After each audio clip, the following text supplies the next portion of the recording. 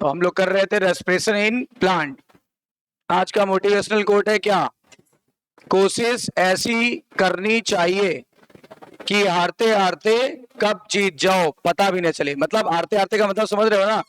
धीरे धीरे आपको लग रहा है नहीं हमारी अच्छी तैयारी नहीं है, ये वो लगता है। जो अच्छे बच्चे होते हैं उनके साथ ये फीलिंग होती है, जिनको कुछ नहीं आता उनके साथ कोई फीलिंग नहीं होती है। डर किसको लगता है? जिसने पढ़ा हो। जिसने पढ़ाई नहीं है उसको डर किस बात का? उसको पता है रिजल्ट। एम आई राइट?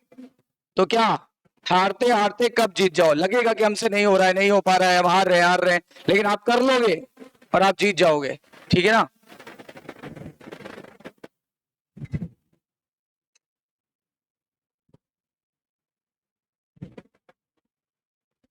हमने आपको बताया था ये एनसीईआरटी का है। एक बार एनसीईआरटी का ग्लाइकोलिसिस देख लेते हैं। ठीक है, फ्रॉम एनसीईआरटी देखें, इससे नहीं देखेंगे। किससे देखते हैं?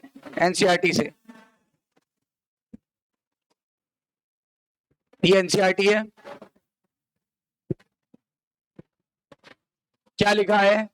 The term glycolysis originated from Greek word, बताया था आपको। ग्रीक शब्द से है। ग्लाइकोस का मतलब होता है शुगर और लिसिस का मतलब होता है टूटना, स्प्लिटिंग, यानी शुगर को तोड़ेंगे। और बोला गया ये स्कीम ग्लाइकोलिसिस की दी थी किसने? एम्बिडेन, मेयर ऑफ और पार्नस। नाम क्या पढ़ा? EMP pathway. ठीक है ना? EMP pathway. एनारोबिक रेस्पिरेशन में केवल एकमात्र यही स्टेप होगा, जबकि एरोबिक में 3 एक्स्ट्रा स्टेप होंगे। कौन से? लिंक रिएक्शन, क्रेब्स साइकिल और ETS।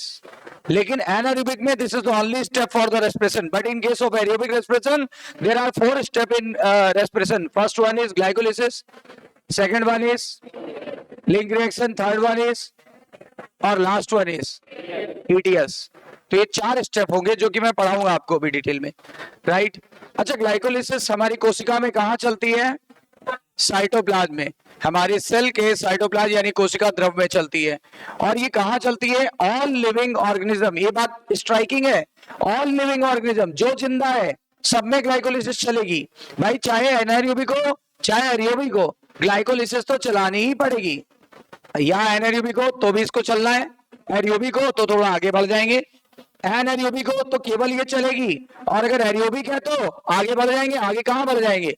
Link reaction, Krebs cycle, ETS। Is that clear? तो दुनिया के सभी जीवों में कौन सी साइकिल चलनी ही चलनी है? ग्लाइकोलिसिस। इंपॉर्टेंट बात है, इस प्रोसेस में ग्लूकोज को पार्शली ब्रेक डाउन किया जाएगा कि कंप्लीटली? पार्शियल का मतलब क्या होता है? क्योंकि ऑक्सीजन अवेलेबल है नहीं। ऑक्सीजन अवेलेबल नहीं है तो हम ग्लूकोज को पूरा तोड़ नहीं पाएंगे। पूरा नहीं तोड़ेंगे तो सारे बॉन्ड नहीं टूटेंगे। सारे बॉन्ड नहीं टूटेंगे तो इतनी ऊर्जा नहीं मिलेगी जितनी हम कल्पना कर रहे हैं। हम कल्पना कर रहे थे 38 ATP की मिलेगी, 2 ATP। Is that clear? क्योंकि पार्शियल ऑक्सीडेशन हो रहा है, इनकम्प्लीट ऑक्सीडेशन हो रहा है। पार्शियल ऑक्सीडेशन का दूसरा नाम इनकम्प्लीट ऑक्सीडेशन की complete incomplete oxidation. Is that clear? फिर क्या बोला गया है? 2 मॉलिक्यूल बनेंगे ग्लूकोज से। किसके 2 मॉलिक्यूल बनेंगे? पायरुवेट एसिड का फार्मूला क्या था? CH3CO COOH। एस्टिक एसिड में क्या डाल दिया था आपने? CO। फिर बोला गया this glucose is derive from the, ये ग्लूकोज आया कहां से था? सुक्रोज। लेकिन सुक्रोज कहां से आया था? स्टार्च। याद आया? सुक्रोज कहां से आया था? स्टार्च। देखो कह रहा है जो कि एक कार्बोहाइड्रेट है। Sucrose converted into glucose and fructose with the help of enzyme. Enzyme का नाम इन्वर्टेज, का दूसरा नाम सुक्रेज। सुक्रोज पे काम करने वाला एंजाइम सुक्रेज। ठीक है ना? अब ये दोनों मोनोसेक्राइड रेडियली मतलब तेजी से कहां एंटर कर गए थे? ग्लाइकोलिटिक पाथवे में। देखो चाहे ग्लूकोज हो चाहे फ्रक्टोज हो, दोनों को हमें क्या करना पड़ेगा? फास्फोराइलेट करना पड़ता है। फास्फोराइलेट का मतलब ATP जोड़ना होता है। ATP जोड़ेंगे तो ग्लूकोज किसमें बदल जाएगा? Glucose 6 phosphate. याद आया? देखो यहां देखो, ये जो एनसीईआरटी का फिगर है यहां चेक करो। ग्लूकोज को फास्फोराइलेट करने का मतलब है ATP दे दो। जब ग्लूकोज को ATP दे दिया तो ये कार्बन 6 कार्बन का कंपाउंड है ना, 6वें कार्बन पे फास्फेट जुड़ गया। नाम बताओ। फिर ये अपने आइसोमर में बदल गया। ग्लूकोज का आइसोमर फ्रक्टोज 6 फॉस्फेट। फिर एक एटीपी आपने दे दी, अब बताओ कितने फॉस्फेट हो गए? 2, एक छठवीं पोजीशन पे बैठा है और एक पहली, तो नाम बताओ बिना देखे। Fructose 1,6 by phosphate. पहले बाई नहीं लगाया था क्योंकि एक ही था, एक के लिए कुछ नहीं लगाते, या मोनो लगा लेते हैं, लेकिन यहाँ कुछ नहीं लग रहा है, मतलब एक है। अब 2 हो गए तो बाई फॉस्फेट। अब ये बड़ा कंपाउंड है कि छोटा है? काफी एनर्जी से लेस है ना, एनर्जी बहुत भरी हुई है, इसलिए स्टेबल है कि अनस्टेबल? जिसके पास ऊर्जा ज्यादा उसकी स्टेबिलिटी कम। स्टेबिलिटी कम है तो टूटेगा कि मेंटेन रहेगा? टूटेगा कि मेंटेन रहेगा? टूटेगा ना, टूटेगा तो तोड़ दो। तो 6 कार्बन के कंपाउंड को 3 कार्बन के 2 कंपाउंड में तोड़ेंगे, बोलो सही है? ये 3 कार्बन, ये 3 कार्बन, और शुगर के आगे क्या लगाते हैं? ओस, ग्लूकोज, फ्रक्टोज, गैलेक्टोज, माल्टोज, और कोई रेफिनोस, एरिथ्रोस, ठीक है ना, सीडोहेप्टुलोज, ये सब सुना भी नहीं होगा लेकिन होते हैं, ये सब शुगर होते हैं। तो कहने का तात्पर्य ये 3 कार्बन के शुगर का नाम बताओ। 3 के लिए ट्राई और शुगर के लिए ओस, तो नाम बताओ। ट्रायोज। और फास्फेट जोड़ा है कि नहीं जोड़ा है? 2 फास्फेट तो एक इस भाई साहब के पास है, एक इस बहन जी के पास है, सही है ना? एक भाई साहब के पास है, एक बहन जी के पास है, दोनों 3-3 कार्बन वाले फास्फेट हैं। भाई साहब का नाम नहीं जानोगे? भाई साहब का नाम है पागल, PgAl, याद आया? 3PgAl, 3 फॉस्फोग्लिसरॉल्डिहाइड। और बहन जी का नाम है ढपली, DHAP, है ना? पागल के पास ढपली है, पागल भाई के पास ढपली बहन है ना? तो PgAl का मतलब 3PgAl और DHAP का मतलब डाई हाइड्रोक्सी एसीटोन फॉस्फेट, ठीक है ना? दोनों एक दूसरे का आइसोमर है। अरे भाई बहन क्यों बोला? आइसोमर है, एक ही खानदान के हैं, एक दूसरे में बदल जाएंगे। अब बताओ DHAP ढपली पागल में बदलेगा कि पागल ढपली में बदलेगा? ढपली पागल में बदलेगा, यानी ये इसमें बदल गया, ये इसमें बदल गया। आप कितने कितने पागल? 2-2 ट्राइस फॉस्फेट, 2-2 पागल। देखो PgAl, अब PgAl का लेकिन क्या हो गया? यहां से हाइड्रोजन निकाल लिया गया, इसको दे दिया गया। किसी भी कंपाउंड से हाइड्रोजन निकालोगे ऑक्सीडेशन होगा कि रिडक्शन? ऑक्सीडेशन होगा, बिल्कुल सही है, ऑक्सीडेशन। या तो हाइड्रोजन निकालो या इलेक्ट्रॉन निकालो, ऑक्सीडेशन। अब बताओ जब इसका ऑक्सीडेशन कराओगे एल्डिहाइड का तो क्या बनेगा? एसिड। बताया था बना के, एसिड बनेगा। एल्डिहाइड बदल गया एसिड में, नाम देखो 1,3 बाई फॉस्फोग्लिसरिक एसिड। अब एसिड को से एक फॉस्फेट निकाल लिया, देखो कितने फॉस्फेट है यहाँ? 2। बाई का मतलब कितने हैं? एक निकल गया, किस रूप में निकला? ATP के रूप में। अब एक बचा, तो नाम बचा 1,3 के बजाय क्या बोला? 3 फॉस्फोग्लिसरिक एसिड। अब एक काम करो, फॉस्फेट 3 पोजीशन पे बैठे बैठे उब गया है। जब हम लोग उब जाते हैं तो अपनी चेयर चेंज कर लेते हैं। बताओ 3 पोजीशन से उतर के कहां चले गए? 2 पोजीशन से, तो नाम पड़ गया 2PgA। कहा गया? 2PgA, 2 phosphoglyceric acid, 2 phosphoglyceric acid. देखो कहीं पे भी इक एसिड लगा हो तो 8 भी लगा सकते अपन। इक एसिड के लिए क्या लगा सकते हैं? 8। बताओ मैलोनेट, नाम बताओ। Malonic acid, malate, malic acid, fumarate, fumaric acid, succinate. तो बताओ फॉस्फोग्लिसरेट मतलब फॉस्फोग्लिसरिक एसिड। कोई टेंशन नहीं है, ये और ये एक ही है, बस पोजीशन बदल गई। पहले फॉस्फेट किस कार्बन पे बैठा था? 3, अब कहां बैठा है?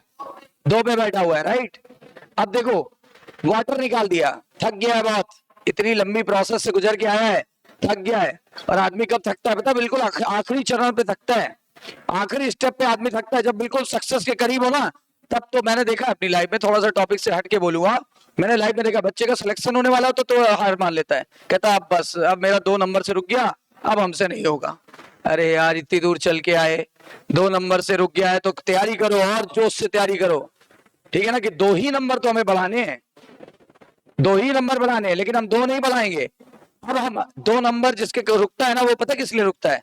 कि उसे कोई अच्छा कॉलेज मिलने की संभावना, ये इंडिकेशन है कि उसका 2 नंबर से नहीं रुका है, उसको कोई अच्छा कॉलेज मिलने की संभावना है। अगले साल उसके 650 नंबर आएंगे, GSVM KGM में पहुंच जाएगा। सही है कि नहीं है? वरना BRD में रहता, वरना और भी बहुत सारे कॉलेज है वहां रह जाता। तो कुछ अच्छा होता है हमेशा लाइफ में, हमेशा पॉजिटिव लीजिए चीजों को। तो बताओ अब बताओ आखिरी पड़ाव पे आ गया है, पसीना निकल गया, क्या निकला पसीना, मतलब वाटर निकल गया ना। कब निकलता, आखिरी के एक स्टेप पहले। अब बताओ ये बदल गया फास्फोइनोइल पायरुवेट में, फास्फोइनोइल पायरुवेट। अब फास्फोइनोइल पायरुवेट में फास्फेट बैठा हुआ है, निकाल लो फास्फेट, क्या बन गया एटीपी। और लास्ट में जब इससे फास्फेट निकाल लिया है, इनोइल ग्रुप भी हट गया, क्या बन गया पायरुवेट, मतलब 8 हटाओ पायरुविक एसिड। और कितने कंपाउंड बने, कितने कंपाउंड बने, एक ग्लूकोज से 3 कार्बन के कितने कंपाउंड बनेंगे, 3 कार्बन के 2 कंपाउंड बने। क्या कहीं ऑक्सीजन यूज हुई, क्या कहीं CO2 निकला, नहीं निकला ना। कंफर्म है कि नहीं, कितने स्टेप में हुआ था, लीनियर है कि साइक्लिक, लीनियर है कि साइक्लिक। लास्ट प्रोडक्ट से फर्स्ट प्रोडक्ट बनेगा कि नहीं बनेगा, नहीं बनेगा। अगर क्योंकि साइक्लिक होता तो लास्ट प्रोडक्ट से फर्स्ट प्रोडक्ट बन जाता, तभी तो साइक्लिक होता भाई। पायरुविक एसिड से दोबारा ग्लूकोज बन जाए तब क्या होगा, साइक्लिक। पर यहाँ पे नहीं बन रहा है, इसलिए कैसी है, नॉन साइक्लिक, यानी लीनियर प्रोसेस। बिल्कुल क्लियर हो गया। इस पूरे साइकिल में, इस पूरे साइकिल के दौरान जरा एक बार चेक करेंगे हम लोग, यहाँ पे कितने एटीपी खर्च हुए, एक, यहाँ कितने खर्च हुए, जोड़ के बैठो भाई। कौन अकाउंट डिपार्टमेंट कौन देख रहा है, देखना भैया जरा, गड़बड़ मत करना। कितने अकाउंट, कितने कितने दर्ज किए, 2 लाख का नुकसान। अच्छा आप जरा देखना, आप देखना अकाउंटेंट साहब, चेक मिली है, दो चेक मिली 3-3 लाख की, रखो हिसाब किताब रखना। अच्छा फिर बताओ 2 लाख रुपए कैश आया, फिर 2 लाख रुपए कैश आया, 4 लाख रुपए। अब बताओ चेक कितने की मिली, चेक मिली 3 लाख की 2 चेक, 3 लाख की 2 चेक। नाम बताओ चेक का, NADH2, ठीक है ना। कैश बताओ 2 लाख ये, 2 लाख ये, कितना।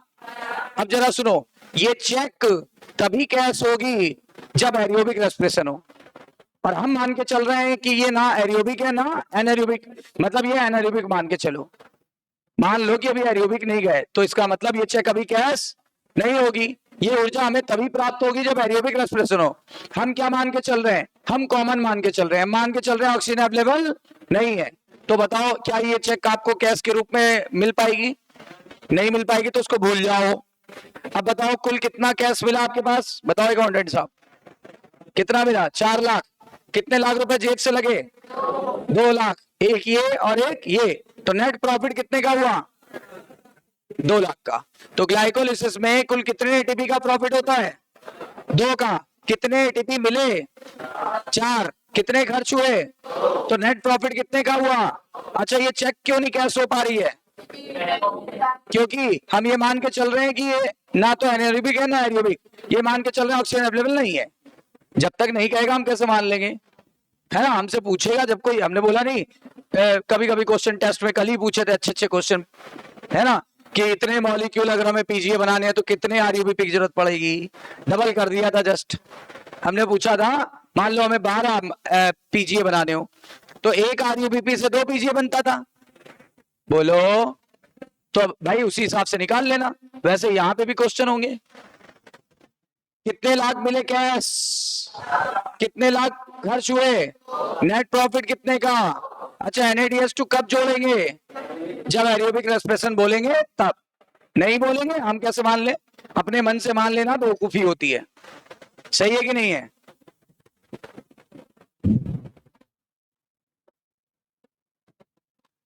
अब आगे चलते हैं, ये पूरा लिखा वही है।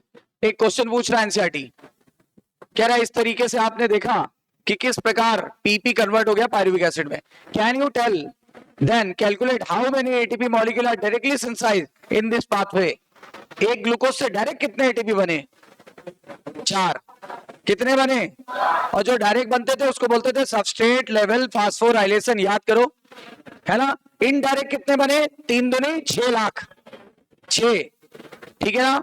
अच्छा बताओ नेट गेन कितने का हुआ, 2 का।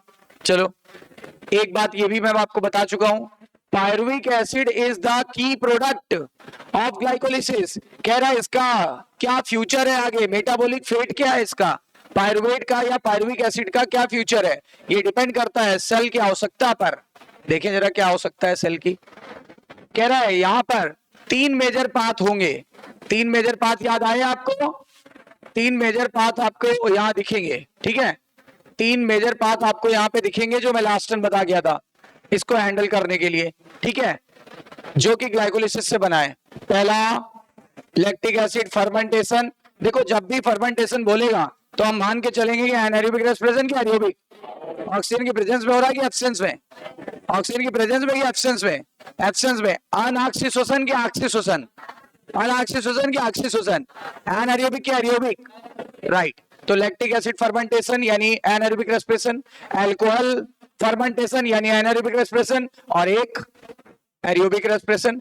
ये दोनों एनाएरोबिक है और ये कैसा है, एरोबिक। अच्छा, fermentation takes place under anaerobic condition, आ गई वही बात।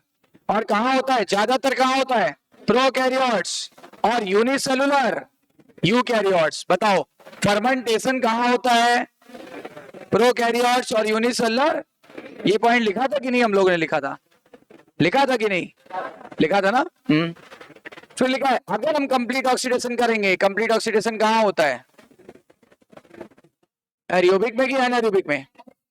तो ग्लूकोज का कंप्लीट ऑक्सीडेशन होगा तो लास्ट प्रोडक्ट क्या बनेगा, CO2 plus water plus 38 ATP बोल रहे हैं, तब हम इसे क्या बोलेंगे, एरोबिक रेस्पिरेशन। और इसके लिए किसकी जरूरत पड़ेगी, O2 की। बोलो क्लियर है। तो आज क्या पढ़ेंगे, पहले फर्मेंटेशन यानी एनाएरोबिक रेस्पिरेशन की एरोबिक, एनाएरोबिक की एरोबिक। कितने फर्मेंटेशन हमारे सिलेबस में है, 2। कितने हैं, 2, ठीक है। आइए पढ़ते हैं, स्टार्ट करते हैं।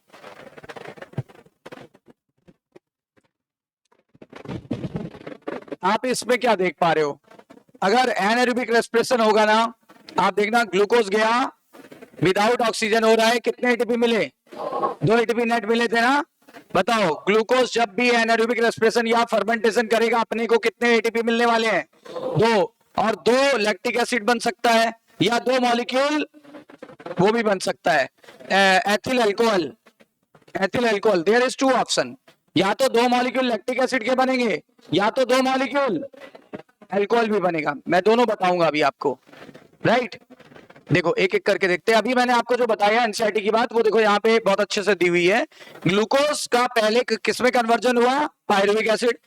कहां पे हुआ, साइटोप्लाज्म का दूसरा नाम साइटोसोल, और प्रक्रिया का नाम, पायरुविक एसिड के कितने फ्यूचर थे, 3 फ्यूचर थे। अभी अभी करा है एनसीईआरटी।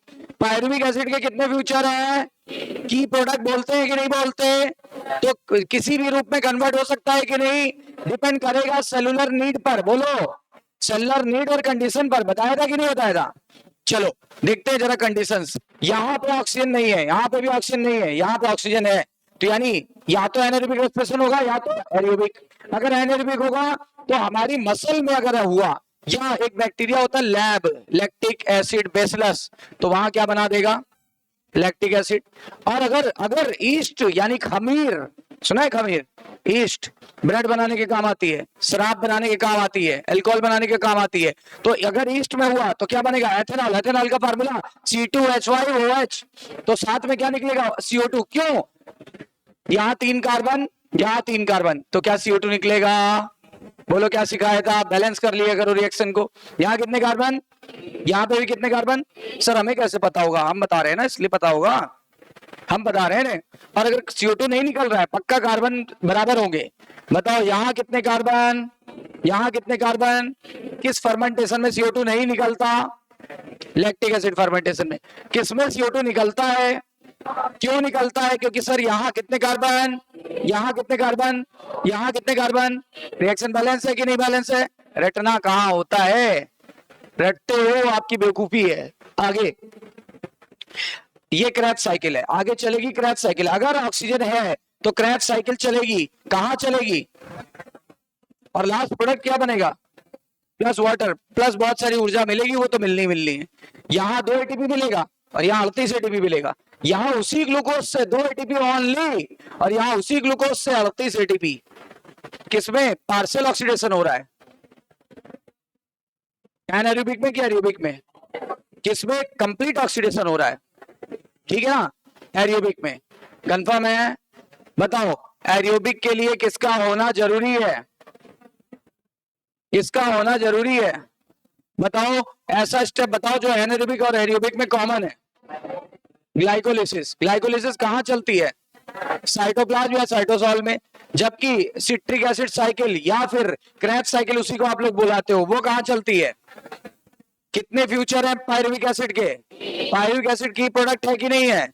अगर ऑक्सीजन नहीं होगा तो फर्मेंटेशन, ऑक्सीजन है तो एरोबिक रेस्पिरेशन। किसमें पार्शियल ऑक्सीडेशन हो रहा है? एनारोबिक में। किसमें कंप्लीट ऑक्सीडेशन हो रहा है? कंफर्म है? किसमें 2 एटीपी मिलेगी?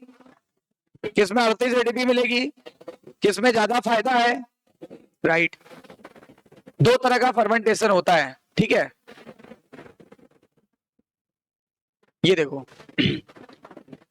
एनारोबिक चल रहा है, यहाँ पे ग्लूकोज बदला गया पहले पायरुविक एसिड में, उसी से बन जाएगा यहाँ लैक्टिक एसिड, और या फिर बनेगा क्या? Ethanol plus CO2। कहाँ बनता है? कितने एटीपी मिलेंगे नेट? हाँ, 2 एटीपी हमने खर्च किए थे, 4 एटीपी हमें मिले थे, तो नेट प्रॉफिट कितने का हुआ? राइट। अच्छा, कह रहे हैं अगर मान लो पायरुविक एसिड को ऑक्सीजन मिल गया होता तो क्या कर लेता? कहाँ चला जाता? और तब क्या लास्ट प्रोडक्ट बनाता? वाटर। और तब हमें 38 एटीपी मिलते। अब आप बोलोगे सर 38 कहाँ से? वो हम बताएंगे, वो 34, 36, 38 वो सब बात का लफड़ा है। 38 एटीपी मिलेंगे, ठीक है ना? सारी बातें क्लियर? तो हम देखते हैं कि कैसे ये फर्मेंटेशन होता है, देखते हैं जरा।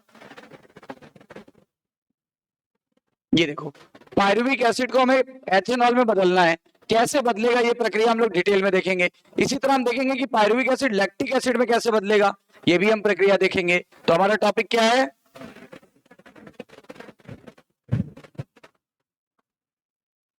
एनारोबिक रेस्पिरेशन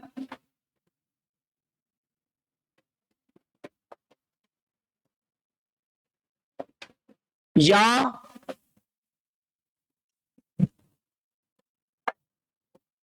फर्मेंटेशन, हिंदी में अनाक्सी श्वसन या किण्वन। सुना है किण्वन? फर्मेंटेशन को हिंदी में क्या कहते हैं? किण्वन।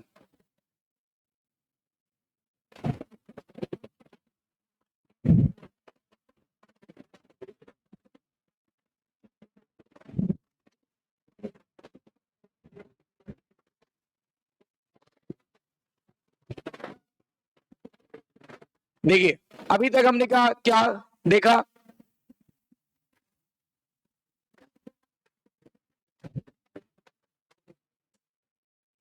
Takes place in cytoplasm in the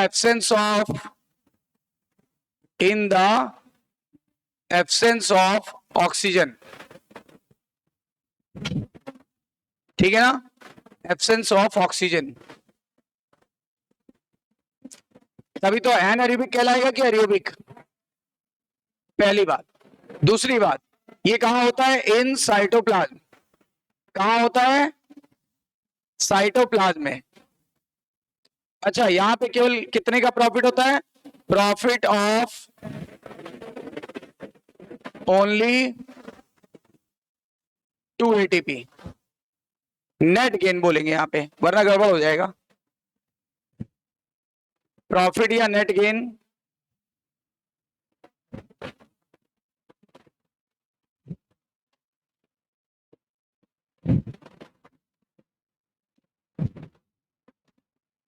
only 2 ATP. Fermentation के लिए कोई ना कोई माइक्रो ऑर्गेनिज्म की जरूरत जरूर लगेगी। It requires micro organisms. Micro organism मतलब सूक्ष्म जीव, कोई ना कोई सूक्ष्म जीव जरूर चाहिए। जैसे चाहिए ईस्ट क्या है? Smallest unicellular fungi.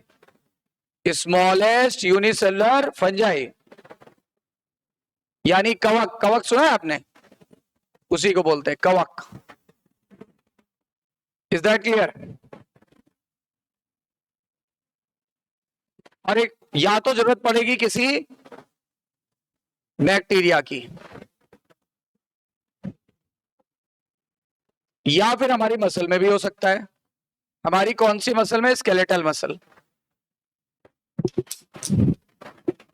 रुक जाओ, लेकिन स्केलेटल मसल तो इसमें तो आएगा नहीं, सूक्ष्म जीवों में, इसलिए उसको हटा देते हैं, वो हम आपको अलग से केस बता देंगे। बैक्टीरिया, कोई भी बैक्टीरिया हो सकता है। बैक्टीरिया को हिंदी में क्या कहते हैं? जीवाणु। कौन सा बैक्टीरिया हो सकता है? बहुत सारे हो सकते हैं। लैब लैक्टोबैसिलस, ठीक है ना, उसके अलावा एसिटोबैक्टर,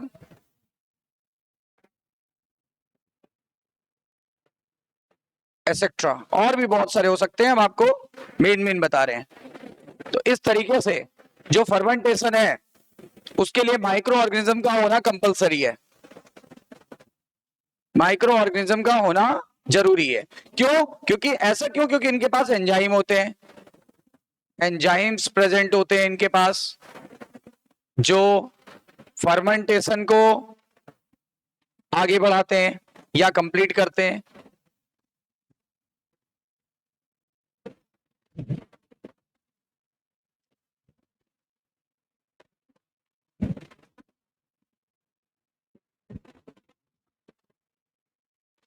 अच्छा, फर्मेंटेशन से बहुत सारे फूड आइटम बनाए जाते हैं। आप पढ़ोगे माइक्रोब्स इन ह्यूमन वेलफेयर में, फर्मेंटेशन से ही क्या बनाई जाती है? शराब। फर्मेंटेशन से ही क्या बनाया जाता है? ब्रेड, ठीक है ना, ब्रेड पफ फूला हुआ होता है ना, फर्मेंटेशन से कराते हैं। ईस्ट, ईस्ट का उपयोग करते हैं। यानी fermentation is very important.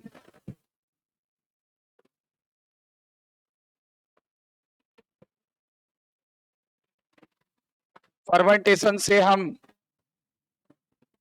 Daily life की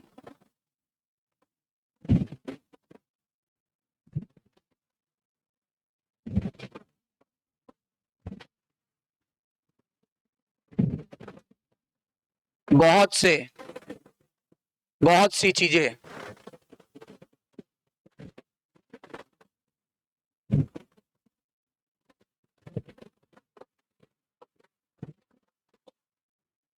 जैसे सोयाबीन, जैसे चीज फर्मेंटेशन से बनाया जाता है, जैसे अल्कोहल, जैसे ब्रेड, जैसे कर्ड, एसेट्रा। दही जो है ना, वो भी प्रोसेस ऑफ फर्मेंटेशन से ही बन रही है।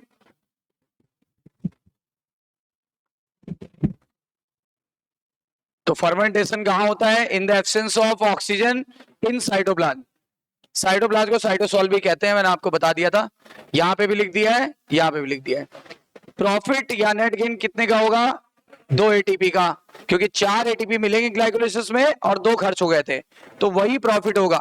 ठीक है, इसके लिए माइक्रो ऑर्गेनिज्म का होना जरूरी है, ईस्ट या बैक्टीरिया का होना जरूरी है, क्योंकि उनके अंदर एंजाइम होते हैं जो प्रोसेस ऑफ फर्मेंटेशन को कंप्लीट करते हैं। फर्मेंटेशन से हम डेली लाइफ की बहुत सारी वस्तुएं बनाते हैं, जिसको हम एडिबल मतलब खाने योग्य वस्तु बनाते हैं। दही, ठीक है ना, ब्रेड और चीज, और भी बहुत सारे फूड आइटम, ठीक है ना। और फर्मेंटेशन से बनाया गया ओल्डेस्ट फूड आइटम होता है चीज।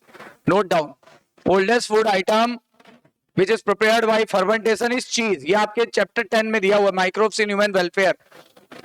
चीज is the oldest food item prepared by fermentation. Cheese is the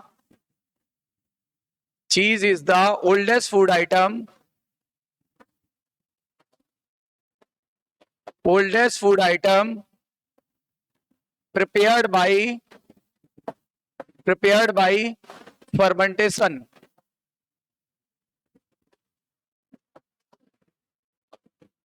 Prepared by fermentation. चीज वो है जो सबसे पहले फर्मेंटेशन द्वारा बनाया गया था। तो कौन सी चीज बनाई गई थी फर्मेंटेशन से? चीज, सही है ना।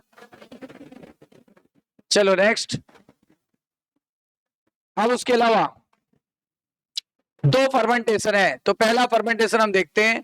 पहला फर्मेंटेशन है कौन सा? Alcoholic fermentation. Alcoholic fermentation alcohol बनाना है अपने को। अब अल्कोहल कैसे बनता है, इसके लिए किसकी आवश्यकता होगी? It require east. ईस्ट को हम लोग हिंदी में बोलते हैं खमीर, सुना है आपने? खमीर, ईस्ट। और ये जो ईस्ट है हमने ले लिया, इसके पास दो एंजाइम होते हैं, एक होता है डी कार्बोक्सिलेज और एक होता है अल्कोहल डीहाइड्रोजिनेज। अल्कोहल डीहाइड्रोजिनेज, बताओ कितने होते हैं? दो। पहला नाम क्या है? डी कार्बोक्सिलेज, दूसरे का क्या नाम है? Alcohol dehydrogenase. ठीक है, डी कार्बोक्सिलेज वो एंजाइम होता है जो CO2 निकाल लेता है, नाम से स्पष्ट हो रहा होगा। डी कार्बोक्सिलेशन का क्या मतलब होता है? Removal of CO2। तो ये CO2 रिमूव कर लेगा, लिख देता हूं इसका काम, CO2 रिमूवल। CO2 रिमूवल इसका काम है। और इसका काम क्या है? कहीं भी डी हाइड्रोजिनेज लिखा हो, नाम से स्पष्ट हो रहा होगा, डी हाइड्रोजिनेज हाइड्रोजन निकालेगा। बोलो क्या निकालेगा? Removes hydrogen. इसको भी ऐसे ही लिख लो, ये रिमूव करेगा CO2, रिमूव CO2, किसी भी कंपाउंड से CO2 निकालेगा। ये CO2 निकालेगा, नाम में छुपा हुआ है डी कार्बोक्सिलेज। ये हाइड्रोजन निकालेगा, नाम में छुपा हुआ है डीहाइड्रोजनेज। सही है ना? आइए एक एक एंजाइम को देखें कैसे वर्क करेगा। सबसे पहले ये दो स्टेप में होता है, ए स्टेप ए। ठीक है, सबसे पहले आप बताओ, हम आपको याद दिला रहे हैं, ग्लाइकोलिसिस के बाद क्या हुआ था बताओ? एक मॉलिक्यूल ग्लूकोज जो कि 6 कार्बन का था, 2 मॉलिक्यूल पायरुविक एसिड में बदल गया था। कोई दिक्कत? कितने कार्बन वाला? पायरुविक एसिड का फार्मूला जानना चाहेंगे, CH3COCOH। इसके दो कंपाउंड है, ये बात याद है अपने को। चलो अब यहां पहला एंजाइम काम करना चालू करेगा। हम इसको पहले एंजाइम का नाम हम लिख देते हैं डी कार्बोक्सिलेज। तो ये क्या करेगा? यहां से ये देखो, ये निकाल लेगा। What is this? क्या निकाल लेगा? ध्यान देना, बिल्कुल रटना नहीं, मेरी एक बहुत बुरी आदत है, हम रटाते नहीं है। दो मॉलिक्यूल अगर दो हैं तो दो ही ये बनेंगे, CH3COH। ठीक है, एक काम करो, रीअरेंज करो, यहां लिख देते हैं रीअरेंजमेंट। रीअरेंजमेंट सुना है ना? इसका रीअरेंजमेंट करो, क्या निकल जाएगा? दो मॉलिक्यूल CH3CHO, COH पे कुछ होता नहीं तो CHO लगा ले। और ये कौन सा ग्रुप है? एल्डिहाइड। नाम बताओ इसका? एस्टल्डिहाइड। एस्टल्डिहाइड बन गया। कितने कंपाउंड बने? 2। ये स्टेप 1 कंप्लीट। देखो कहीं रटना नहीं पड़ा, कहीं रटना नहीं पड़ा। और इसका काम था CO2 निकालना। ये देखो CO2 निकाल लाया, यहां से CO2 रिमूव किया, यहां लिख दो +2 CO2, +2 मॉलिक्यूल CO2 भी निकला, जो निकल गया। कोई डाउट है इसमें? हमने क्या किया, पहले वाले एंजाइम को काम करने भेजा, ये एंजाइम ने अपना काम कर डाला, इसने पायरुविक एसिड से CO2 निकाल दिया। अब चूंकि एक मॉलिक्यूल से एक CO2 निकला, तो 2 मॉलिक्यूल थे तो कितने CO2 निकलेंगे? 2।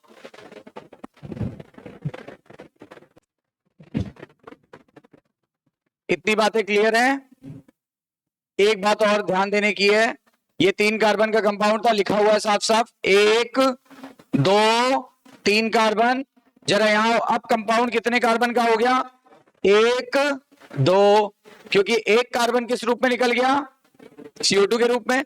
तो हमारे पास याद रखने की बात यह है कि ये 2 कार्बन का कंपाउंड अब बन चुका है।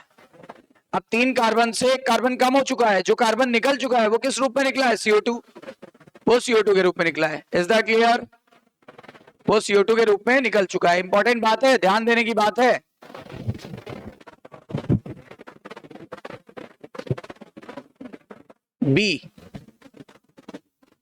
बी वाले स्टेप में देखो क्या होगा। अपने पास है क्या, 2 CH3 CHO एस्टल्डिहाइड, कितने कार्बन वाला है, 1 2, लिख देता हूं ब्रैकेट में 2 कार्बन। अब इस पे सेकंड वाला एंजाइम काम कर जाएगा। सेकंड वाले एंजाइम का नाम था अल्कोहल डिहाइड्रोजिनेस,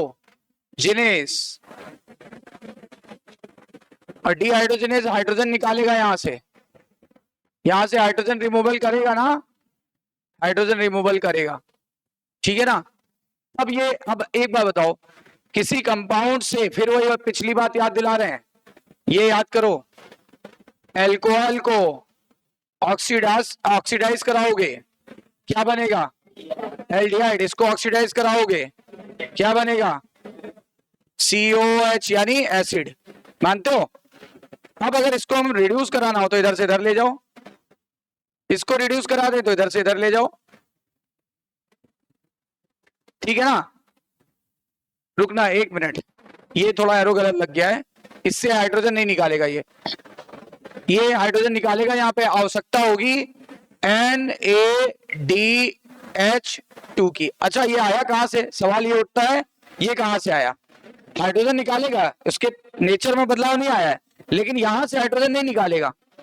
ये हाइड्रोजन कहां से निकालेगा, NaDH2। अब ये NaDH2 कौन सा वाला है, जो ग्लाइकोलिसिस में बना था, कितने, 2 मॉलिक्यूल। एनारोबिक रेस्पिरेशन में जो 2 NaDH2 बनते हैं, उनका क्या होता है, उससे ऊर्जा नहीं मिली, ऊर्जा नहीं मिल रही है, उससे हाइड्रोजन जरूर निकाल लिया गया। उससे फायदा क्या होने वाला है मैं आपको बताता हूं। NaDH2 से ये हाइड्रोजन निकाल लाएगा, ये देखो यहां से हाइड्रोजन निकाल लाया। जब हाइड्रोजन निकाल लाया तो बताओ, किसी भी कंपाउंड को ये हाइड्रोजन निकालेगा और किसको दे देगा, इसको डोनेट कर देगा। बताओ ये हाइड्रोजन कहां से निकालेगा, NaDH2 से, और किसको डोनेट कर देगा, किसी भी कंपाउंड से हाइड्रोजन निकालोगे तो ऑक्सीडेशन होगा, इसका तो ऑक्सीडेशन हो गया, लेकिन जिस कंपाउंड को हाइड्रोजन दोगे उसका क्या हो गया, रिडक्शन हो गया। बिल्कुल सही, मन खुश हो गया आपने कि एक बार में जवाब दिया, है ना, रिडक्शन हो जाएगा। अब जरा बताओ, यहां बैठे थे भाई साहब, रिडक्शन हो गया, क्या बन जाएगा, क्या बन जाएगा, अल्कोहल। चलो बनाओ, कितने कार्बन वाला, 1 कार्बन वाला कि 2 कार्बन वाला, तो सुनो C2H5। अब 5 क्यों, यहां हाइड्रोजन था और यहां से भी हाइड्रोजन आ गया, बोलो C2H5OH। अच्छा देखो अब कितने हाइड्रोजन और कितने कंपाउंड बनेंगे, 2 कंपाउंड। ये वाला प्रोसेस यहां लिख देना, और यहां पर देखो कितने हाइड्रोजन थे, 1 3 और 4। अब ये 2 यहां कितने हैं, 6, तो 2 आए कहां से, रटने नहीं है ना, हम हमेशा खिलाफ है रटने के। देख लो पूरी केमिस्ट्री लग गई है, बायोकेमिस्ट्री, रटोगे तो गए, रटोगे तो गए। अब देखो इसने हाइड्रोजन निकाल लिया है और इसको डोनेट कर दिया है, हमें अच्छे से पता है किसी कंपाउंड से हाइड्रोजन निकालो तो ऑक्सीडाइज हो जाएगा। ये क्या हो गया, ये हो गया ऑक्सीडाइज्ड इनटू 2 मॉलिक्यूल यूज करेंगे, क्योंकि जितने इधर होते हैं उतने ही सब कुछ यूज करते हैं, इनटू 2 मॉलिक्यूल ऑफ NAD+। क्यों 2 मॉलिक्यूल यूज होंगे, क्योंकि 2 एस्टल्डिहाइड को 2 अल्कोहल में बदलना है, इसलिए 2 मॉलिक्यूल यूज होंगे, राइट। और 2 ही मॉलिक्यूल NAD+ बन गया। अच्छा इससे फायदा क्या हुआ, इसके बनने से क्या फायदा हुआ, ये अगर ये वापस नहीं बनता तो ग्लाइकोलिसिस दोबारा रन नहीं कर पाती। बताओ ग्लाइकोलिसिस के लिए क्या चाहिए था, मैं आपको एक बार फिर से याद दिलाना चाहूंगा, ग्लाइकोलिसिस के लिए क्या चाहिए, 1 मिनट रुकना, इधर देखो, इस प्रोसेस को देखो, ध्यान देने की बात है, बहुत इंपॉर्टेंट बात बता रहा हूं। ग्लूकोज से क्या बना, पायरुविक एसिड, बीच में क्या बना था, याद करो, इनडायरेक्ट एनर्जी, नाम क्या था, NADH2, हम लोग इसको H2 पढ़ते हैं। अब बताओ अब हम लोग किस तरफ चल रहे हैं, अब हम लोगों ने देखो 1 मिनट, हाँ ये बना, प्लस क्या बना, फास्फोइनोइल पायरुवेट, फाइनल प्रोडक्ट क्या बना था, पायरुविक एसिड बन गया। और पायरुविक एसिड से क्या बन रहा है, एथेनॉल। कितने कार्बन होते हैं एथेनॉल में, तो 1 कार्बन डाइऑक्साइड बाहर निकला था, चूंकि यहाँ दो थे तो 2 एथेनॉल बनेंगे, तो 2 CO2 निकलेगा। अच्छा ये याद करो, ये NADH कहां से आया, ये NADH यहां से आया। अगर ये प्रोसेस नहीं होती, अगर फर्मेंटेशन ना होता तो ग्लाइकोलिसिस स्टॉप हो जाती। क्यों? क्योंकि NAD+ ये अवेलेबल नहीं होता अगली साइकिल के लिए। अगली साइकिल के लिए NAD+ अवेलेबल नहीं होता। इसीलिए फर्मेंटेशन का एक ही काम है, क्या? कि रिड्यूस कोएंजाइम। इसे कौन से कोएंजाइम बोले? रिड्यूस्ड, क्योंकि हाइड्रोजन है ना इसके पास। रिड्यूस कोएंजाइम को क्या करना? Oxidize. This is the main purpose of fermentation. ये एनसीईआरटी में बहुत क्लियर नहीं लिखा, लेकिन यही मेन पर्पस है। जब ग्लाइकोलिसिस हो ही गई थी, 2 ATP मिल ही गया था, तो आखिर एथेनॉल बनाने की या CO2 बनाने की क्या जरूरत पड़ी? आंसर आएगा, इसका पर्पस ये नहीं था कि ये बनाना है, ये तो बन गया। इसका पर्पस क्या था? रिड्यूस कोएंजाइम को क्या करना? ऑक्सीडाइज, ताकि ये ऑक्सीडाइज दोबारा ग्लाइकोलिसिस में यूज हो सके, ताकि ग्लाइकोलिसिस बिना रुकावट के चल सके। कुछ ऐसे ही है। आपके घर में कितने बर्तन होंगे? हम कहते हैं 10, हम कहते हैं 15, हम कहते हैं 20, हम कहते हैं 30, हम कहते हैं 40, हम कहते हैं पूरा सेट होगा 50, 60, उससे ज्यादा तो नहीं होंगे। अब आपका डेली क्या नाम है? बर्तन। डेली बर्तन खा के फेंक देते हो क्या? नहीं। क्या करते हैं? दोबारा वॉश करके दोबारा उसमें खाना खाते हैं। सेम वैसे ही हमारी बॉडी के अंदर NAD+ या किसी की भी बॉडी के अंदर NAD+ अनलिमिटेड है कि लिमिटेड? लिमिटेड है ना। तो ये देखो, ये खाना खाया, बर्तन जूठा हो गया। अब बर्तन धुलने का कार्य किसका है? इसका। बर्तन धुल के वापस देखो साफ करो, ताकि दोबारा खाना खाएंगे फिर बर्तन जूठा होगा। फिर जूठे बर्तन को धुलो, फिर दोबारा खाना खाओ। समझ गए? समझ गए ना? So what is the main purpose of fermentation? Fermentation का मेन पर्पस केवल एक ही था, क्या? रिड्यूस कोएंजाइम को क्या कर देना? ऑक्सीडाइज, ताकि वो ग्लाइकोलिसिस में दोबारा यूज हो सके, ताकि ग्लाइकोलिसिस रुक सके, सॉरी ना रुके, ना रुके यानी कंटिन्यू हो सके। अच्छा, कुछ इसी तरह है, जब हम डेली खाना खा के रखते जाएंगे, तो आज नहीं कल 60 अगर बर्तन है तो 1-2 दिन 3 दिन में खत्म हो जाएंगे। खत्म हो जाएंगे तो आप खाना किसमें खाओगे? इसीलिए जरूरी है कि खाना खाएं तो बर्तन दोबारा धुलें, ताकि बिना रुकावट के हम खाना खा सकें। बोलो, बर्तन जूठे रहेंगे तो खाना बनाओगे किसमें, खाओगे किसमें? जरूरी है ना। कोई भी चीज अनलिमिटेड नहीं होती, लिमिटेड होती है। इसीलिए NAD+ भी लिमिटेड नहीं था। मैं बार बार दोहरा रहा हूं इस बात को, लिमिटेड नहीं था, इसीलिए ये यूज हो चुका है। अगर दोबारा इसको नहीं बदलोगे NAD+ में, तो फिर कहां से आएगा? सही है कि नहीं? कंफर्म है ना? So what is the main purpose of fermentation? Release of energy? No. देखा जाए तो रियल में फर्मेंटेशन में एक भी ऊर्जा नहीं निकली। बताओ, अल्कोहल में कितनी ऊर्जा निकली? अल्कोहल बनाते समय कितनी ऊर्जा निकली? एक भी नहीं निकली। रियल में फर्मेंटेशन में कोई ऊर्जा नहीं निकलती। ये जो 2 ATP थी ना, वो ग्लाइकोलिसिस वाली थी। Got it? बात को पकड़े आप? समझ में आया कोई बात? रियल में फर्मेंटेशन में कोई ऊर्जा नहीं मिलती। तो what is the need of fermentation? One and only, reduce कोएंजाइमों को क्या करना? ऑक्सीडाइज, ताकि वो बार बार प्रक्रिया में यूज हो सके। कौन सी प्रक्रिया में? ग्लाइकोलिसिस। और ग्लाइकोलिसिस बिना रुकावट के चल सके। समझ में आई बात? अब रही बात, सर जब एरियोबिक रेस्पिरेशन होगा तो इसका क्या होगा? वो हम बात करेंगे बाद में, उसकी चर्चा बाद में करेंगे। एनारोबिक समझ में आ गया? एनारोबिक के समय फर्मेंटेशन में इस रिड्यूस को एंजाइम को ऑक्सीडाइज करना मेन पर्पस था। देखा जाए तो फर्मेंटेशन में कोई ऊर्जा रिलीज नहीं होती, ठीक है ना। तो फिर हम 2 ATP क्यों कहते हैं? हम ग्लाइकोलिसिस वाली ATP को गिनते हैं, राइट? समझ में आई बात? देखो, अब हम बनाएंगे पायरुविक एसिड से क्या? इसमें कितने कार्बन? इसमें भी कितने कार्बन? तो क्या CO2 निकलेगी? इसका भी पर्पस वही है। देखो, NAD+ को NADH2 को NAD+ में बदल देना, रिड्यूस को एंजाइम को क्या कर देना? ऑक्सीडाइज, ताकि ये यहां यूज हो सके और दोबारा ये साइकिल चल सके। Is that clear? दोनों फर्मेंटेशन का एक ही, किसी भी फर्मेंटेशन का एक ही पर्पस है। एनसीईआरटी में बहुत क्लियर नहीं दिया है, हमने बिल्कुल स्पष्ट बातें बताई हैं आपको, ठीक है। आइए बढ़ते हैं आगे।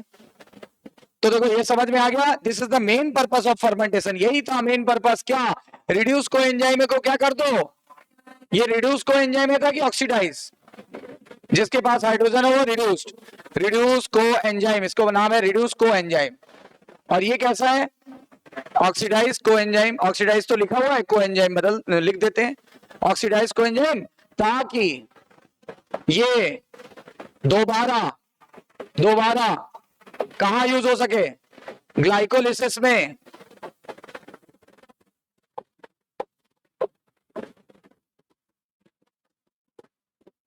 यूज हो सके। And this is the main purpose of fermentation, यही मेन पर्पस है फर्मेंटेशन का। This is the main purpose of fermentation. Fermentation का मेन पर्पस यही है भाई। अब समझ में आई बात कि रिड्यूस को एंजाइम को क्या कर दो, ऑक्सीडाइज। ये सब तो ऐसे ही बन गया, समझे। अब आते हैं लैक्टिक एसिड फर्मेंटेशन पे। दूसरा कौन सा फर्मेंटेशन था?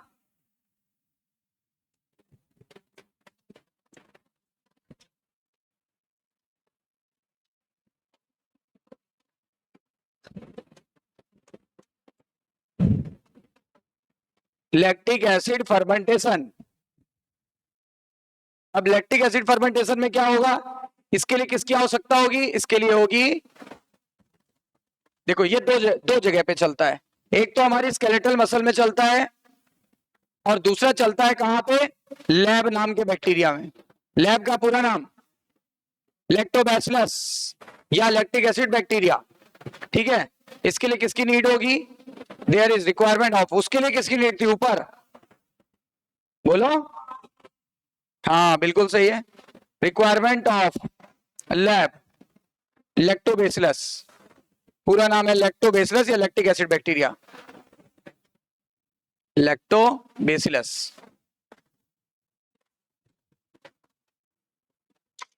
या lactic acid bacteria.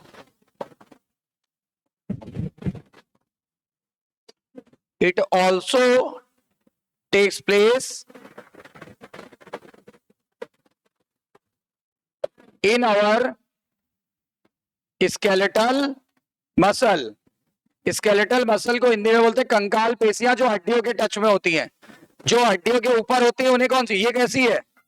Skeletal muscle. ये उंगलियों वाली कैसी मसल है? ये वाली कैसी है? ये वाली कैसी है? ठीक है ना, स्केलेटल मसल। ये वाली कैसी? स्केलेटल मसल, कंकाल पेशी। इन अवर स्केलेटल मसल, वो भी किस कंडीशन में? In the absence of oxygen, in the presence of oxygen? In the absence of O2। क्यों? फर्मेंटेशन कभी ऑक्सीजन की प्रेजेंस में नहीं होता। समझ आई बात? अच्छा बताओ, इस समय मेरी मसल में ऑक्सीजन है तो क्या मेरी मसल में फर्मेंटेशन हो रहा होगा? नहीं हो रहा होगा। तो मेरी मसल में क्या निकल रहा होगा? CO2 plus water plus 38 ATP। बोलो। अच्छा अगर मान लो मैं खूब एक्सरसाइज कर लूं, खूब सारी एक्सरसाइज कर लूं, खूब भयंकर कर लूं, अब बताओ क्या हो जाएगा? मेरी मसल ने सारी ऑक्सीजन यूज कर ली। अब स्केलेटल मसल में ऑक्सीजन की कमी हो गई। अब अगर ऑक्सीजन नहीं होगा तो बताओ मेरी बॉडी क्या करेगी? अभी भी मैं मान नहीं रहा, मैं कह रहा हूं थोड़ा और, 2 बार और एक बल्ले सल्ले बन जाए ये अभी 2 डंबल और डालू। मन मन मन नहीं मार रहा है, मन कह रहा है नहीं बॉडी बनानी है, ऑक्सीजन है नहीं तन में, ऑक्सीजन नहीं है। मन कह रहा है नहीं 2 डंबल और मारो। अब ऑक्सीजन नहीं है, उस समय क्या होगा? मेरी स्केलेटल मसल में कौन सा रेस्पिरेशन होगा? अनऑक्सीजन की ऑक्सीजन, एनारोबिक की एरोबिक। अब बताओ जब एनारोबिक रेस्पिरेशन होगा तो बताओ फर्मेंटेशन हो जाएगा। और जब फर्मेंटेशन हो जाएगा मेरी मसल में कौन सा एसिड बन जाएगा? Lactic acid. और केवल 2 ATP मिलेगी, केवल 2 ATP मिलेगी बस। और 38 ATP की जगह 2 ATP, और ऑक्सीजन खत्म हो चुकी है और हमें थकावट होगी धीरे धीरे। देखा होगा एक्सरसाइज के बाद बहुत थकने लगते हैं, कहते बस अब मुझसे नहीं होगा, क्योंकि कौन सा एसिड बन गया? लैक्टिक एसिड हमें थका देता है। बताओ कौन सा एसिड बनने से हमारी मसल थक जाती है? Lactic acid cause fatigueness during anaerobic respiration या एरोबिक रेस्पिरेशन। और फिर आप आराम करते हो, जब आप आराम करते हो तो लैक्टिक एसिड दोबारा ग्लूकोज में कन्वर्ट हो जाता है, लैक्टिक एसिड दोबारा ग्लूकोज में कन्वर्ट हो जाता है, या बोलो ऑक्सीडाइज हो जाता है, ठीक है, ग्लाइकोजन में कन्वर्ट होता है फाइनली। ग्लूकोज ना बोलना चाहिए, ग्लाइकोजन।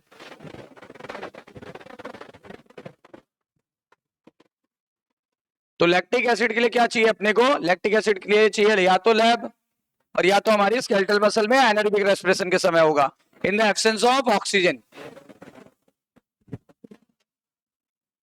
अब देखो हम मान के चलते हैं लैब या जो भी मसल है हमारी, उसमें पहले फिर से वही बनाएंगे, पहले ग्लूकोज था,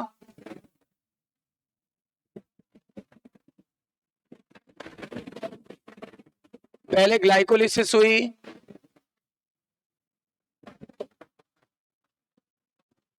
ग्लूकोज को बदल दिया गया, एक मॉलिक्यूल ग्लूकोज, दो मॉलिक्यूल किस में बदला,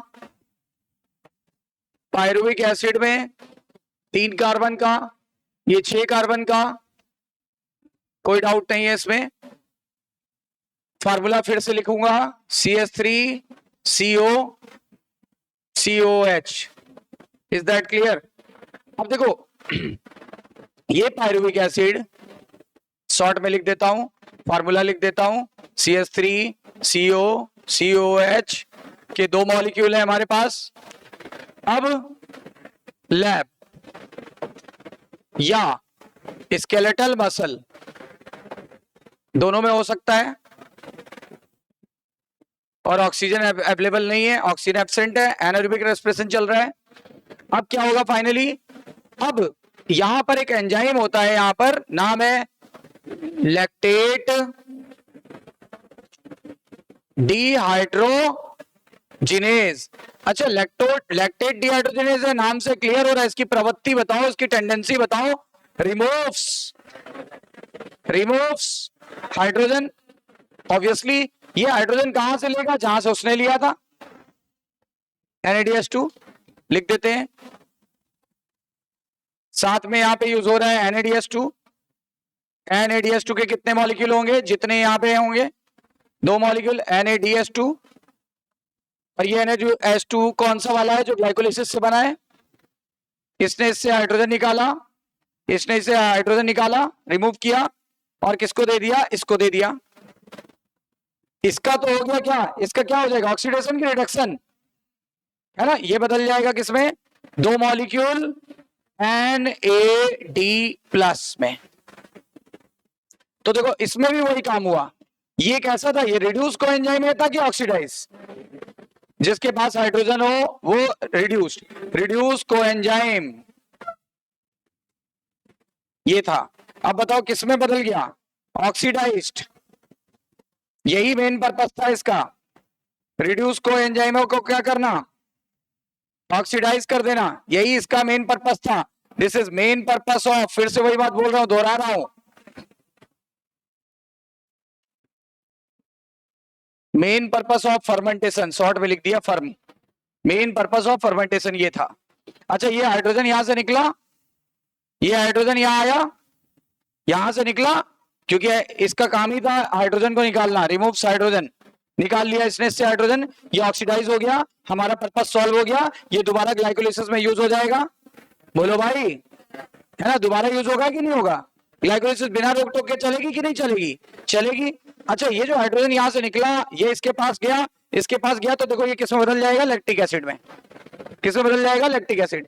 2 मॉलिक्यूल बनेंगे लैक्टिक एसिड के, 2 मॉलिक्यूल बनेंगे, CH3CO, कितने हाइड्रोजन आ रहे हैं, 2 हाइड्रोजन आ रहे हैं ना, कहां पे लगाए जाए, काम करते हैं, CO लिख दो और COOH। ये क्या है, क्या अभी नहीं, अभी क्या है, ये पायरुविक एसिड है ना, जो हाइड्रोजन यहां से आ रहा था ना। एक काम करो, O के अगल बिठाओ, O के बगल बिठाओ, ये अगल हो गया, ये बगल हो गया, ये देखो क्या बन गया भाई साहब, भाई साहब क्या बन गया, लैक्टिक एसिड बन गया, लैक्टिक एसिड। कितने कार्बन है, गिनो, 1 2 3, क्या CO2 निकलेगा, क्या CO2 निकलेगा, आंसर आएगा नहीं। किस फर्मेंटेशन में CO2 नहीं निकलेगा, लैक्टिक एसिड। क्यों नहीं निकलेगा, क्योंकि कार्बन की संख्या बराबर है, सही है, कार्बन की संख्या बराबर है, नोट डाउन। अब आगे चलते हैं, नोट करके एक बात लिखते हैं,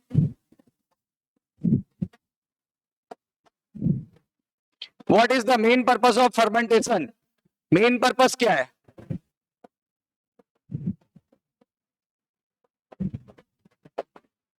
main purpose of fermentation reduce coenzyme A को रिड्यूस कोएंजाइम को रिड्यूस के कोएंजाइम को ऑक्सीडाइज कर देना, ऑक्सीडाइज कोएंजाइम में बदलना। रिड्यूस कोएंजाइम का नाम था NADH2। ये देखो रिड्यूस्ड है, हाइड्रोजन है इसके पास, और यहां देखो NAD+ और ये ऑक्सीडाइज हो गया। और क्यों ऐसा क्यों करना है? ताकि ये ग्लाइकोलिसिस में दोबारा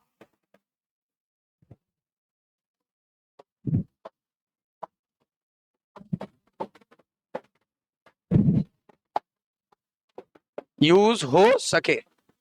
अच्छा, अब सवाल ये उठता है, फर्मेंटेशन की प्रक्रिया ना हजार्डस भी हो सकती है। हजार्डस का मतलब होता है खतरनाक। फर्मेंटेशन की प्रक्रिया कैसे हो सकती है? हजार्डस, यानी खतरनाक हो सकती है। एनसीईआरटी की लाइन है, ठीक है ना। फर्मेंटेशन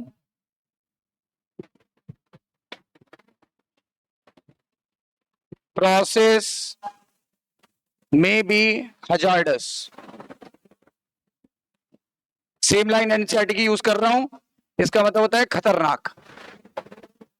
क्या खतरा है बताता हूं, क्योंकि दो दिक्कतें हैं। एक तो अल्कोहल वाले के साथ है। अल्कोहल, जब अल्कोहल की सांद्रता, अल्कोहल की कॉन्सेंट्रेशन जब 13% से एक्सीड करती है, ईस्ट को किल कर देती है। ईस्ट को किल कर देती है। ईस्ट को किल कर देती है। बताओ, जैसे ही कितनी हो गई? 13% से ज्यादा। अब आपने सुना होगा 13 मतलब क्या हो गया? 13 नंबर। और किसी की मौत हो जाए तो क्या बोलते हैं? 13वीं। नहीं, इसकी 13वीं हो गई। जैसे ही अल्कोहल 13% से ज्यादा हुआ, किसकी 13वीं हो गई?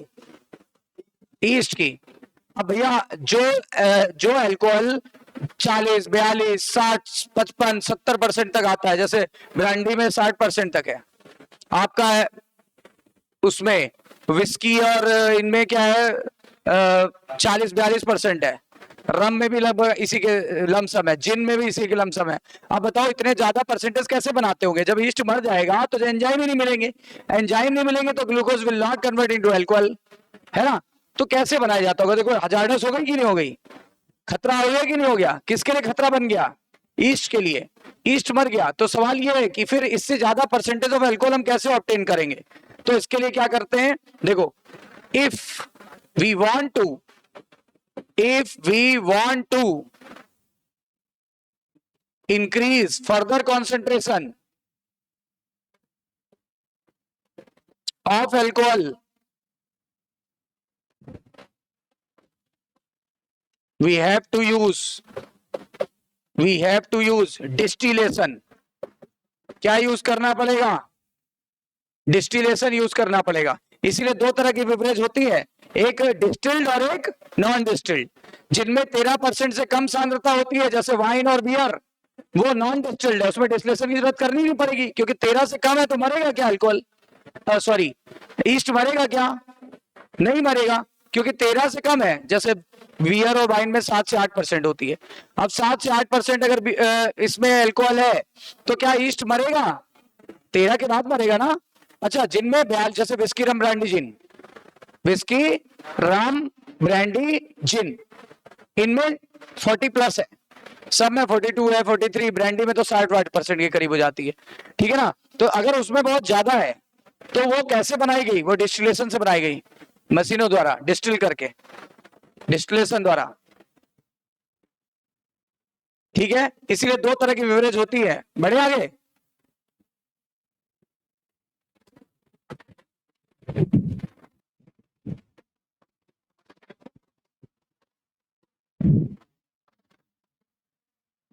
इसीलिए दो टाइप की बेवरेज होती है, दो टाइप के अल्कोहलिक बेवरेज होती है। एक होती है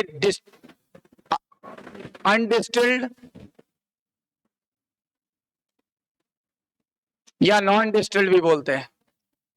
आपके दूसरे चैप्टर में दिया हुआ है, 12th की एनसीईआरटी में दिया हुआ है, 12th की एनसीईआरटी की चैप्टर नंबर 10 माइक्रोसिन ह्यूमन वेलफेयर, उसमें दिया। और दूसरी कौन सी होती है? डिस्टिल्ड। दो तरह की बेवरेज होती है, डिस्टिल्ड और नॉन डिस्टिल्ड। डिस्टिल्ड में अल्कोहल कितना होता है?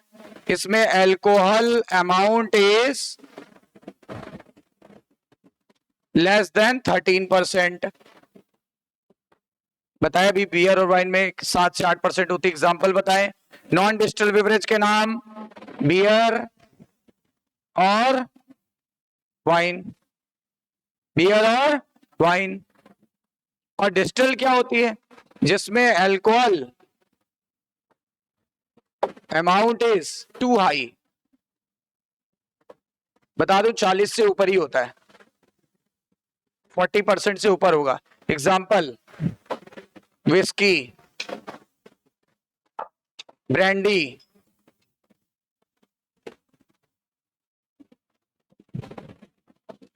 जिन, रम, एसेट्रा। विस्की, रम, ब्रांडी, जिन।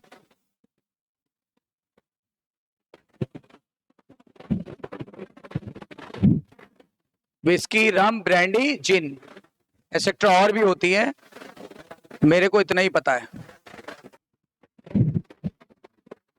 दूसरा क्या होता है? ये तो हमने अल्कोहल वाले के लिए केस बताए सारे। दूसरा 1 2 बोला था ना? हाँ 1 2 lactic acid. Lactic acid when accumulated in our skeletal muscle क्या कॉज करेगा? कॉज फैटिगनेस, कॉज फैटिगनेस, हिंदी में थकावट, थकावट कॉज करेगा। ये भी एक दिक्कत है ना? दोनों के साथ दिक्कत थी। नोट करके एक बहुत इंपॉर्टेंट बात लिखेंगे,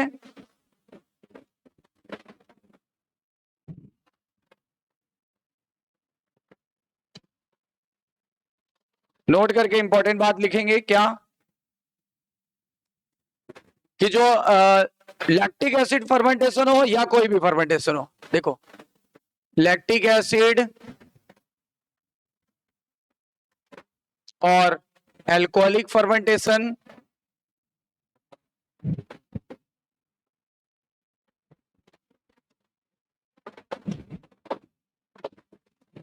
के दौरान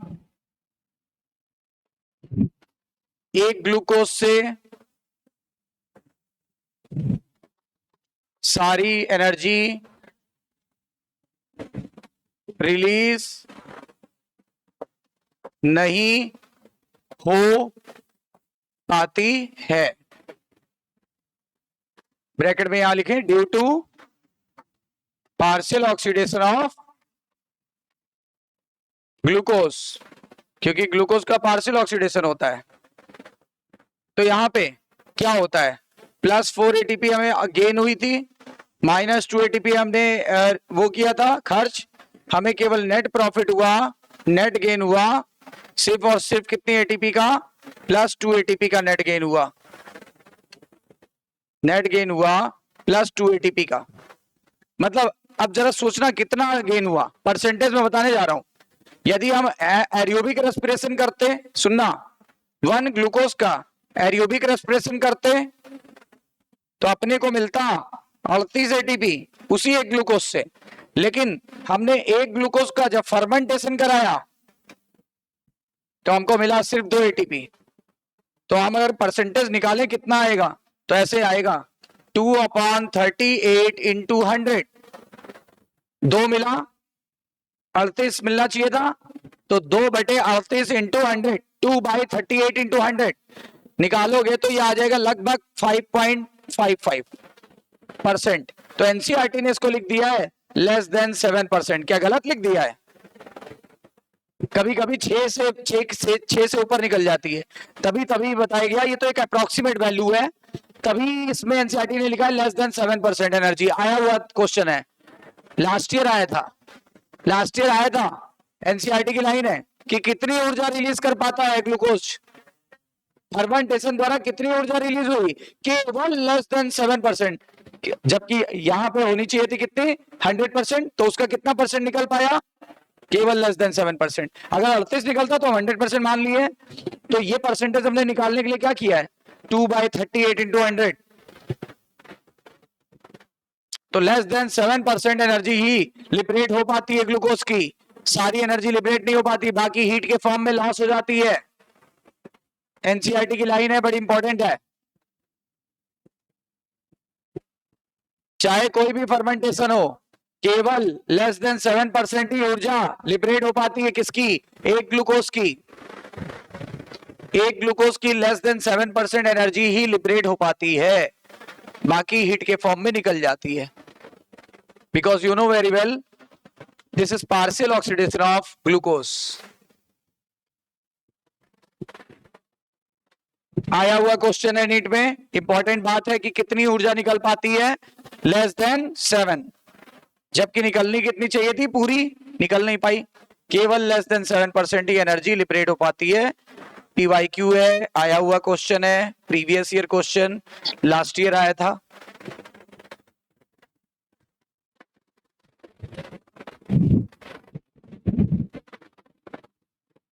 क्लियर?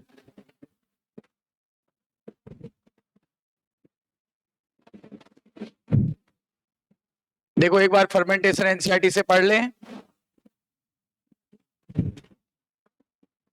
देखो, in fermentation say yeast, incomplete oxidation की complete, I mean to partial तो बोल सकते हैं ना, of glucose achieved under anaerobic condition की aerobic condition by the set of reaction where pyruvic acid is converted into CO2 plus ethanol। याद करो, pyruvic acid में CO2 और ethanol, CO2 कब निकलेगा, ethanol बनते समय, क्या लैक्टिक एसिड बनते समय निकलेगा, क्यों नहीं निकलेगा, क्योंकि pyruvic एसिड में भी कितने कार्बन है और लैक्टिक एसिड में भी कितने हैं, जबकि एथेनॉल में कितने हैं, तो एक कार्बन किस रूप में निकला, राइट।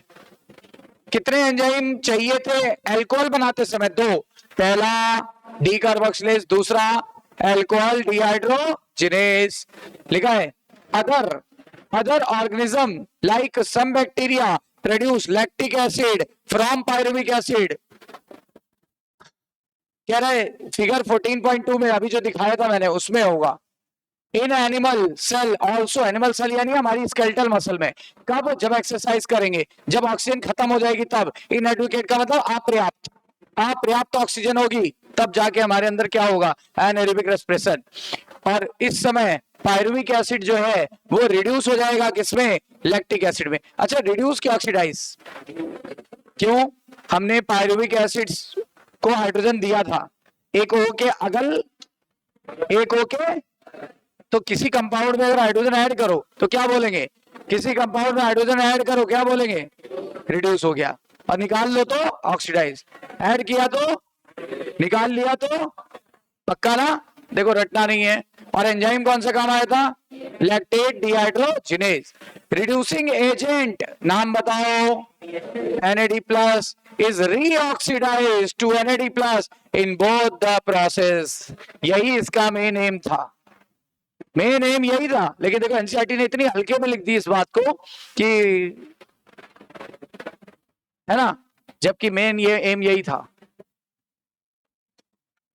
एनसीईआरटी को डिकोड करना बड़ा मुश्किल काम है, गागर में सागर है भाई, रटना नहीं चाहिए एनसीईआरटी को। In both lactic acid and alcoholic fermentation not much energy is released, बहुत ऊर्जा नहीं निकलती, less than 7% of the energy in glucose is released and not all is trapped as the high energy bond as ATP। बोलते सभी ऊर्जा को नहीं पकड़ा जा सका, केवल less than 7% ऊर्जा पकड़ी जा सकी, जो कि कितने ATP के बराबर थी, 2 ATP के बराबर थी। एक बात क्लियर है। Also the process are hazardous, याद है हजार्डस, खतरनाक, या तो एसिड बनेगा या तो अल्कोहल बनेगा, तो दोनों में खतरा है। क्या? What is net ATP? That is synthesized. Calculate how many ATP are synthesized and deducted the number of ATP utilized during glycolysis. निकाल चुके हैं. 4 ATP मिला था, 2 गया, 2 आया.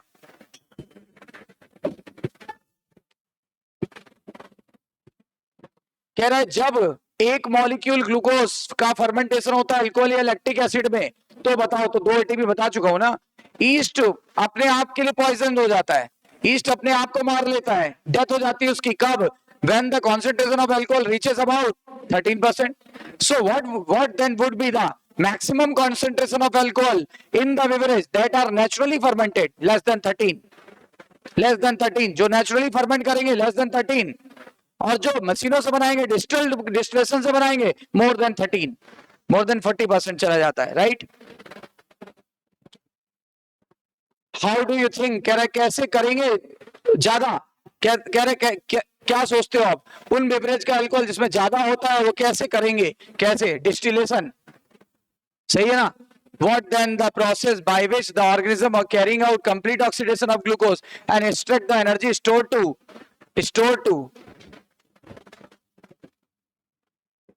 synthesize large number of ATP needed for cellular metabolism. कहते हैं अगर ज्यादा ऊर्जा चाहिए तो क्या करना पड़ेगा? तो जाना पड़ेगा कहां पे?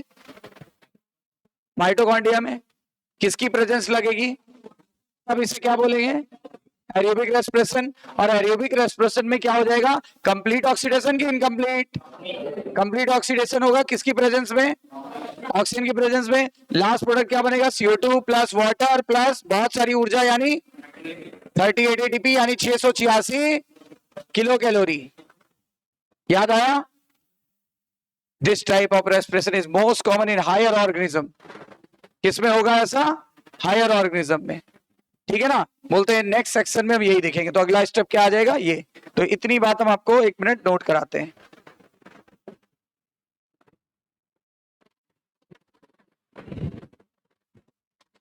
ध्यान दीजिएगा, ये बात हम नोट कर लेते हैं. If there is presence of oxygen, if there is presence of oxygen in cell, और वो भी मैं बताऊं किसमें? यूकैरियोटिक सेल में. पहले प्रोकैरियोट्स में चल रहा था, यूनिसेलर यूकैरियोट्स में. अब यूकैरियोटिक सेल्स की बात कर रहे हैं.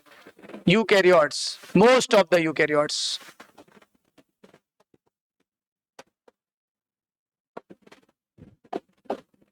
Then there is complete oxidation of glucose.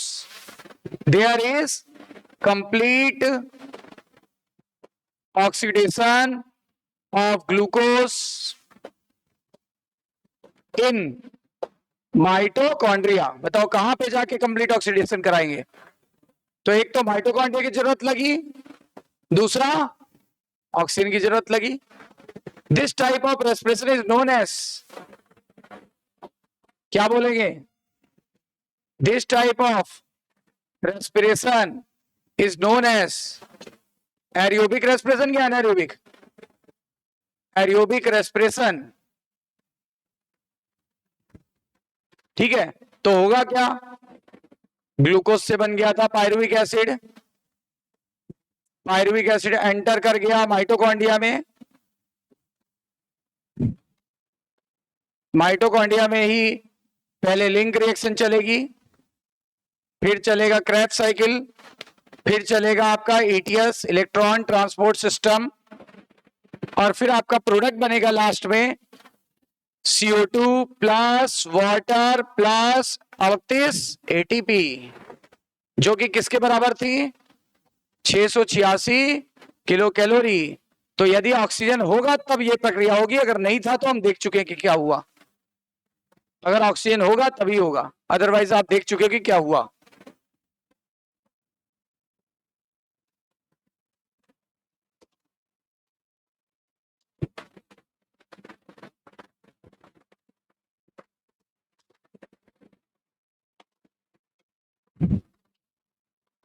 If there is presence of oxygen in the cell, कौन सी सेल में? Most of the eukaryotic cell. Most of the eukaryotic cells. Then there is complete oxidation of glucose in mitochondria. This type of respiration is known as aerobic respiration, इसे बोलते हैं aerobic respiration.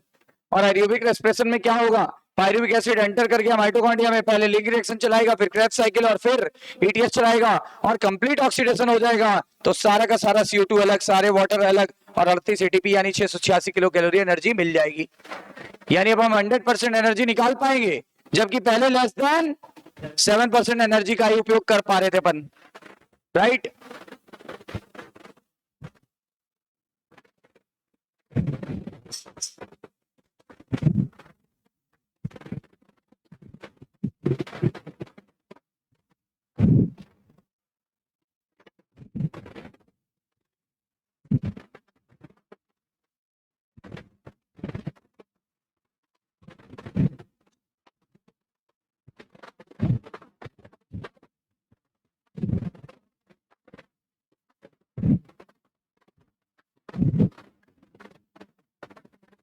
तो next run पे क्या start कर पाएंगे अपन, aerobic respiration, और देखेंगे कि 38 ATP कैसे निकलती है, ठीक है ना। कल काफी कुछ इसका कवर कर लेंगे, ठीक है ना। और चैनल को लाइक, सब्सक्राइब और शेयर जरूर करें।